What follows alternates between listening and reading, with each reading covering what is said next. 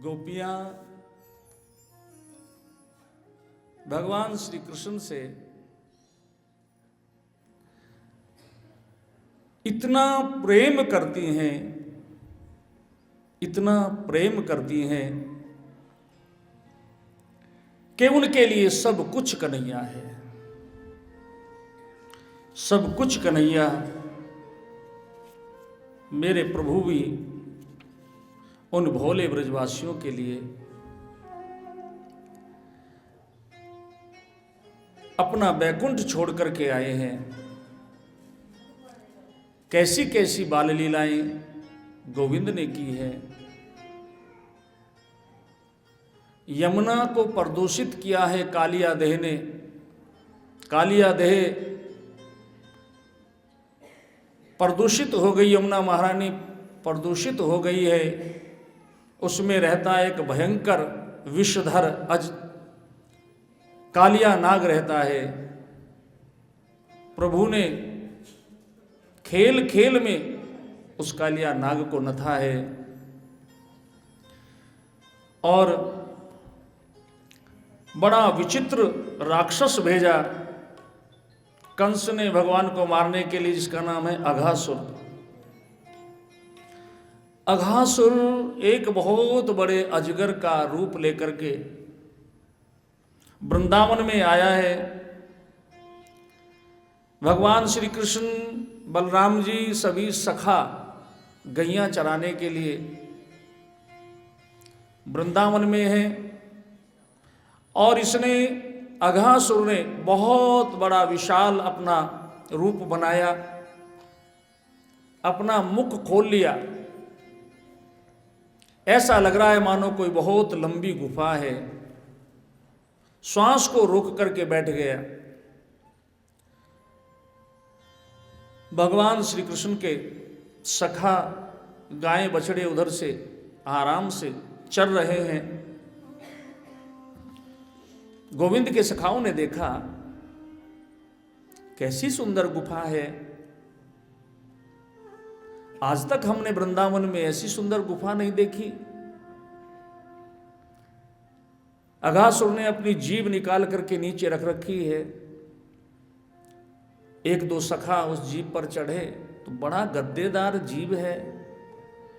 उछल उछल करके देख रहे हैं और कह रहे हैं, रे लाला देखो, ये तो बड़ा गद्देदार इसका ये तो अजीब विचित्र गुफा है, हमने पहले तो कभी नहीं देखी। हमने पहले कभी नहीं देखी। कौतूहलवश छोटे छोटे सखा अघासुर के पेट में जा रहे हैं। अंदर जाकर के देखा बड़ा गुप्त अंधेरा है, लाल लाल।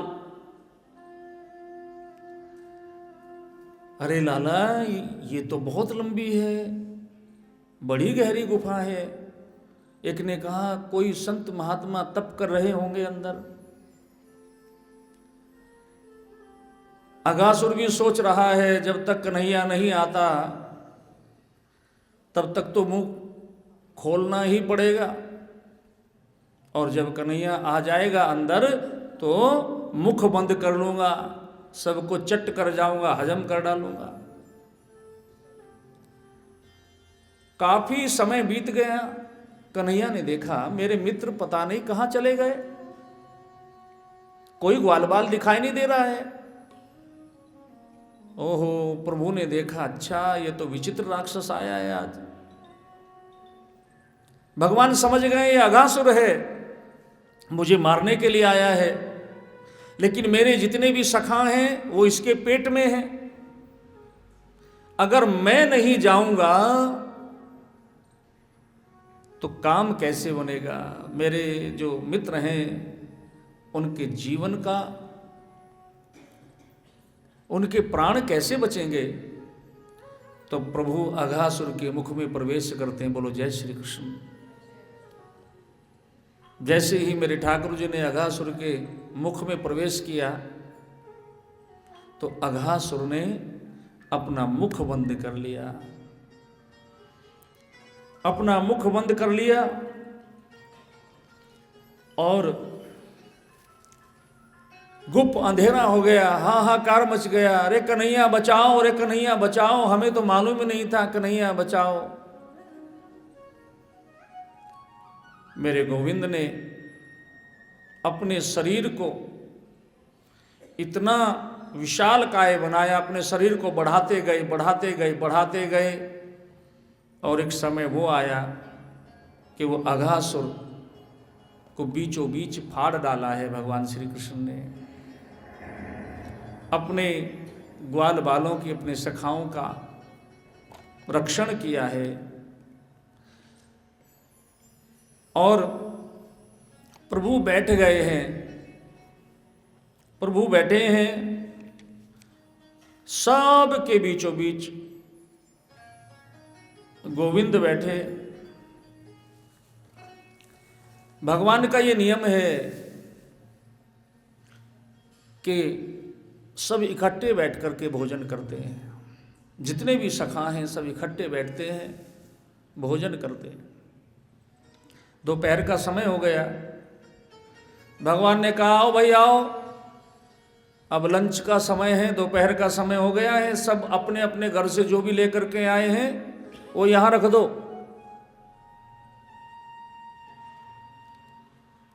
सभी सखाओं ने जो जो अपने घर से बना करके लाए थे सब रख दिया। अब भगवान तो जानते हैं, सबके मन की बात जानते हैं। गोविंद का एक सखा है मधुमंगल, इसकी मां का नाम है पूर्णमासी पुरोहिताइन। इतने निर्धन है कि अगर एक समय रोटी बन जाए तो फिर अगले समय का कोई भरोसा नहीं। और गजब तो ये हो गया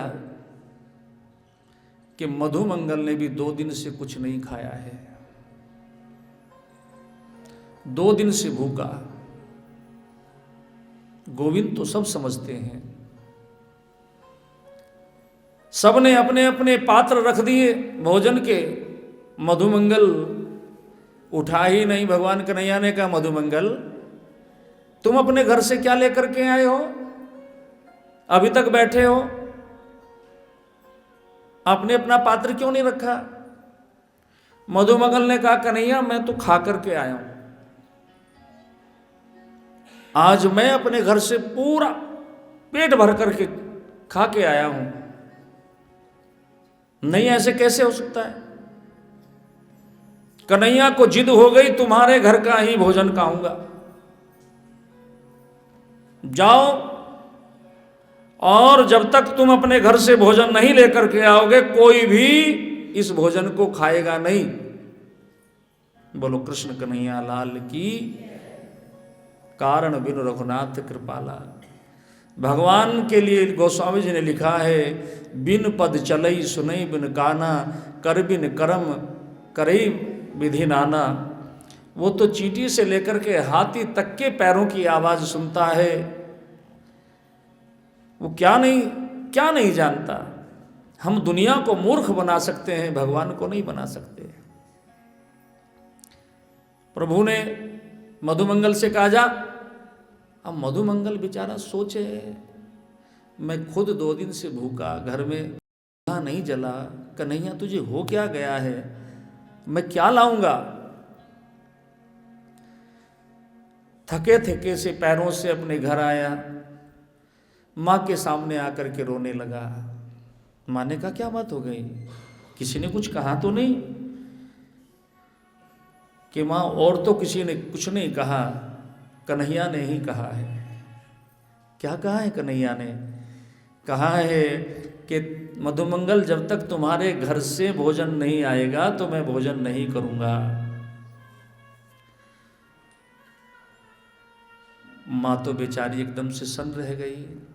मधुमंगल तुझे पता नहीं हमारे घर में 2 दिन से भोजन नहीं बना?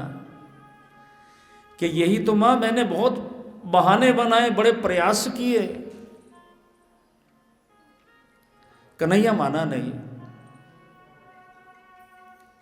माने का घर में और तो कुछ नहीं है, 2-3 दिन पहले कढ़ी बनाई थी, और वो थोड़ी बहुत पात्र में लगी हुई है। माँ ने उस पात्र में पानी डाला, चूल्हे पर चढ़ाई और उसी को थोड़ा घुमा करके बना बुनो करके दे दिया। कढ़ी को कई दिन तक खाया जा सकता है, कढ़ी खराब नहीं होती, क्योंकि सब्जी ज़्यादा से ज़्यादा क्या होगी, खट्टी तो हो जाएगी, और ये पहले से ही खट्टी होती है, और खट्टी हो जाएगी तो और बढ़िया। अब महाराज मधुमंगल ने थोड़ा सा जीभ पर लगाया, इतनी खट्टी। कन्हैया तू माखन मिश्री खाने वाला, 56 प्रकार के भोजन करने वाला, मेरे घर की खट्टी कड़ी कैसे खाएगा? विचार करता हुआ जा रहा है और संकल्प कर लिया कि ये कड़ी मैं तुझे दूंगा नहीं, कुछ भी हो जाए। कन्हैया के बिल्कुल नजदीक पहुंचा है, सामने कन्हैया बैठे हैं, मित्र बैठे हैं, और मधुमंगल से रहा नहीं गया। कन्हैया ने कहा ले आओ, जल्दी ले आओ, भूख लगी है, बहुत भूख लगी है। और मधुमंगल ने अपना जिस पात्र में कढ़ी थी वो जल्दी जल्दी मुख पर लगाया और घूंटो घूंट पी गया। बोलो जय श्री कृष्ण। घूंटो घूंट पी गया, कुछ को पी गया और कुछ गिर गई। मधुमंगल के होठों पर लगी, गालों पर लगी। कन्हैया दौड़े, अरे मधुमंगल क्या कर रहा है, मुझे तेरे घर का भोजन करना है। भगवान भी दौड़े और मधुमंगल का आलिंगन करके मेरे प्रभु मधुमंगल का मुख चाटने लगे। मुझे तो तेरे ही घर का ये कार्य केवल और केवल भगवान कर सकता है। क्यों? क्योंकि परमात्मा अभेद होता है और जीव में भेद होता है। परमात्मा ये नहीं देखते कि तू मुझे अर्पण कर रहा है तो क्या कर रहा है। भगवान कहते हैं मैं तो तेरा भाव देखता हूं, तेरा भाव कितना उत्तम है। भगवान ने मधुमंगल का मुख चाटना आरंभ कर दिया। तभी तो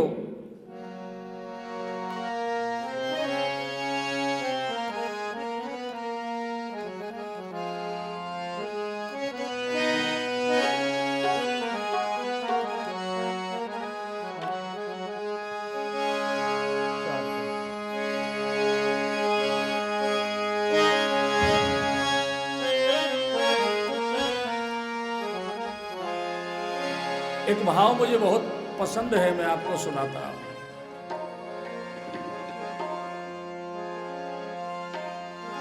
हो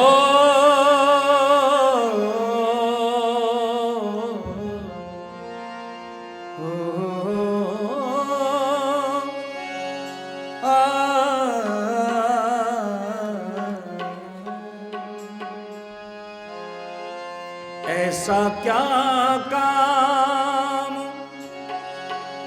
मैंने तेरा किया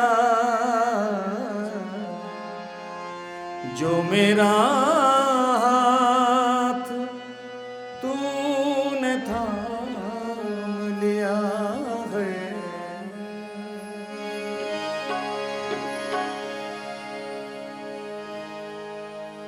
प्रभु मैंने ऐसा कौन सा भजन कर दिया, ऐसा मैंने तुम्हारे लिए क्या कर दिया जो तुमने मुझे अपनाया है।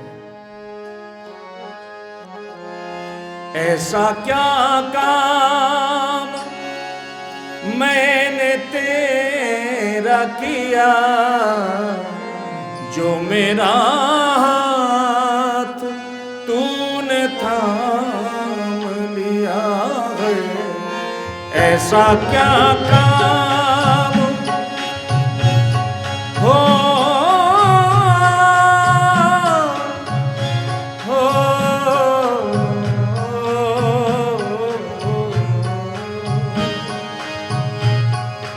ऐसा क्या काम मैंने तेरा किया, ऐसा क्या काम मैंने तेरा किया, जो मेरा हाथ तूने थाम लिया है।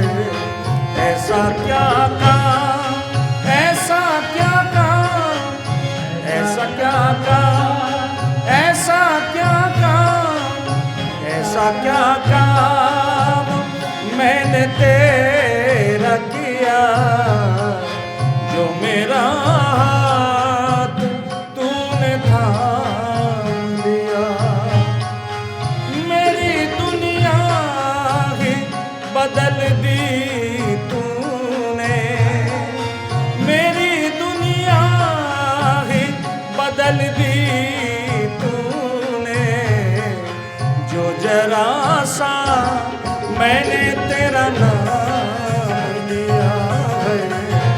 ऐसा क्या काम मैंने तेरा किया, जो मेरा हाथ तूने थाम लिया है। ऐसा क्या काम।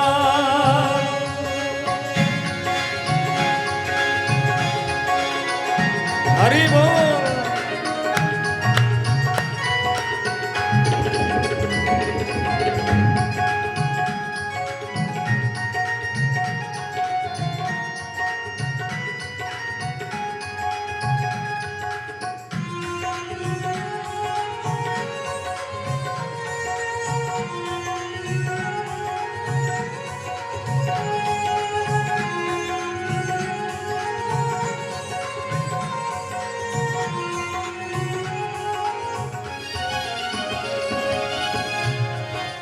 इस जमाने में मैं अकेला था, इस जमाने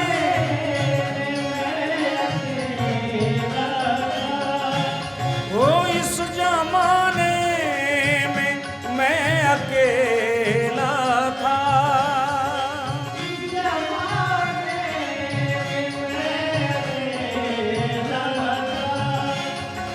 तेरी माया के संग में खेला था, तेरी माया के संग में खेला था।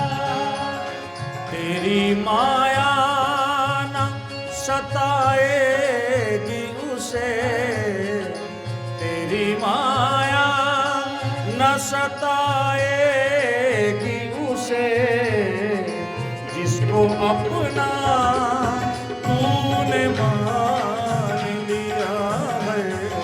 तेरी माया न सताएगी उसे, जिसको अपना तूने मान लिया हो। ऐसा क्या काम, ऐसा क्या काम, ऐसा क्या काम, ऐसा क्या काम, ऐसा क्या काम मैंने तेरा किया, जो मेरा हाथ तूने थाम लिया हो। ऐसा क्या काम।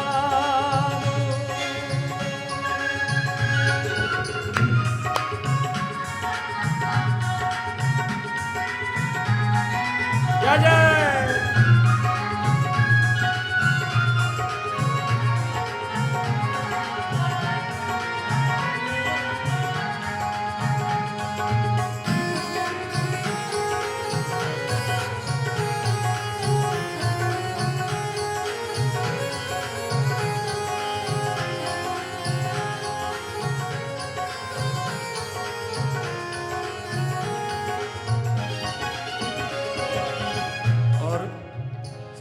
सबसे सुंदर लाइन है इस भजन की, सबसे सुंदर लाइन है।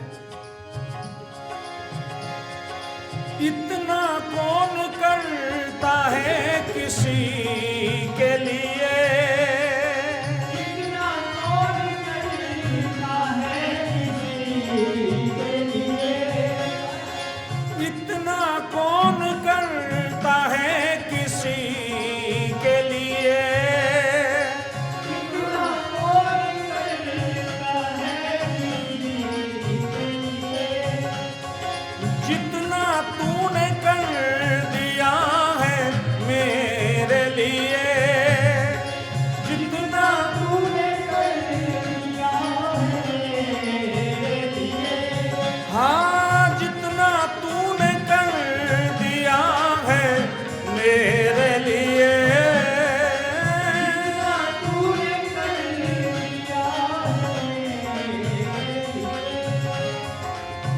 मेरी हर खुशी का इंतजाम किया, मेरी हर खुशी का इंतजाम किया, जो जरा सा मैंने तेरा नाम लिया है।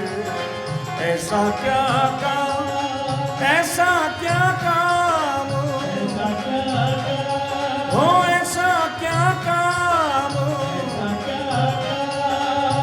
मैंने तेरा किया, जो मेरा हाथ तूने थाम लिया है।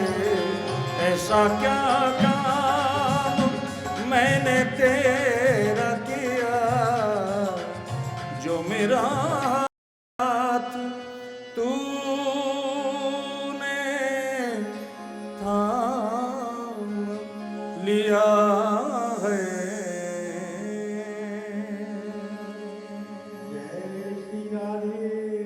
बोल बाके बिहारी लाल की।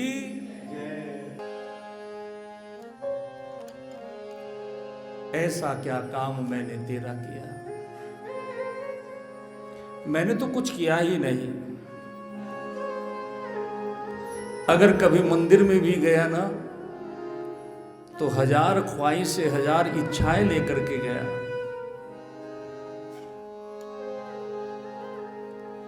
हजारों हजारों तमन्नाएं इस दिल में लेकर के पहुंचा, लेकिन सच्चाई तो ये है ना जाने कौन से गुण पर दयानिधि रीझ जाते हैं। और मैं, हमारे भैया तिलक जी कह रहे थे अभी सुभाष जी के लिए, सुभाष भैया, हमारी दीदी बरखा जी, हमारी नानी माँ है, ये परिवार अपने आप में बहुत ही मन से, वचन से, कर्म से परमात्मा का सेवक है। हमारी जितनी माताएं बैठी हुई हैं, मंदिर से जुड़ी हुई हैं, महिला संकीर्तन मंडल, आप इस कथा की शान हैं, आप इस कथा की शान हैं। क्यों? क्योंकि जब से मैं आ रहा हूं कथा करने के लिए, तभी से आप भी आ रहे हैं।